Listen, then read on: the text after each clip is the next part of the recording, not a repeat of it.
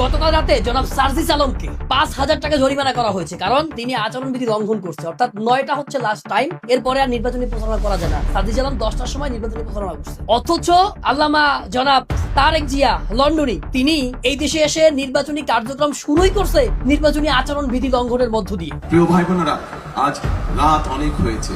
একটু বলি, তিনি এদেশে আসার পরে তাকে প্রধানমন্ত্রীর প্রোটোকল দেওয়া হয়েছে।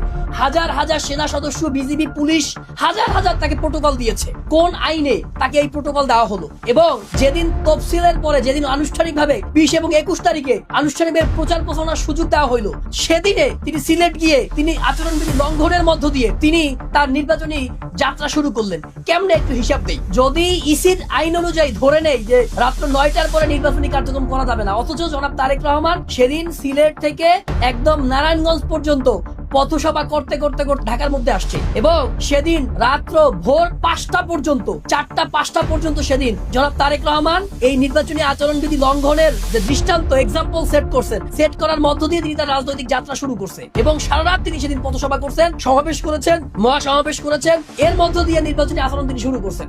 এক দেশ দুই নীতি। জনাব তারেক রহমান যদি হয় তার জন্য কোনো আইন নাই, কিন্তু সার্জিস আলম যদি হয় তার জন্য আইন আছে। নাহিদ ইসলাম যদি গণভোটে হ্যায়ের পক্ষে প্রচারণা করে তার জন্য আইন আছে। যদি আমাদের নাসিরউদ্দিন পাটোয়ারি গণভোটে হ্যায়ের পক্ষে প্রচারণা করে তাদের জন্য আইন আছে। যদি জামাত ইসলামের নেতাকর্মীরা হ্যায়ের পক্ষে প্রচারণা করে তাদের জন্য আইন আছে। কিন্তু জনাব তারেক রহমান যদি নির্বাচনী আচরণবিধি ভঙ্গ করে, লঙ্ঘন করে রাত 4টা পর্যন্ত সমাবেশ করেন, গণসমাবেশ করেন, পথসভা করেন, আচরণবিধি ভাঙেন, তাকে ডেকে জিজ্ঞাসা করার মতো লোক বাংলাদেশে নাই। এই জন্যই খালিকুজ্জামান বলছিলেন যে সারতে ডাক্তার খালিকুজ্জামান বলছে না, সারতে পায়ের তলা তার সাফা করে ফেলছেন, খালি করে ফেলছেন। খালিকুজ্জামান ভাই শুধু রাগ করে বিষয়টা বলছে এমন না। বিষয়টা বাংলাদেশে এটা ঘটতেছে, আমরা দেখতেছি। এক দেশে দুই নীতি চলতেছে। মিডিয়াগুলো অলরেডি একজনকে প্রধানমন্ত্রী বাড়াই ফেলছে, এখন পর্যন্ত ভোট হয় নাই। রিমেম্বার 1991 সালের কথা মনে রাখেন, আওয়ামী লীগ কিন্তু মন্ত্রী পরিষদ গঠন করে ফেলছিল, কিন্তু ক্ষমতা কিন্তু অন্য দল গেছে। মনে রাখেন, ইতিহাস সাক্ষী দেয়। আমরা লড়ছি, আমরা লড়বো। প্রত্যেকে ভিডিওটি আপনাদের নিজ নিজ ফেসবুক প্রোফাইলে শেয়ার করে দিবেন এবং ডাউনলোড করে পোস্ট করতে পারবেন, কোনো অসুবিধা নাই, কপিরাইট ফ্রি থাকবে।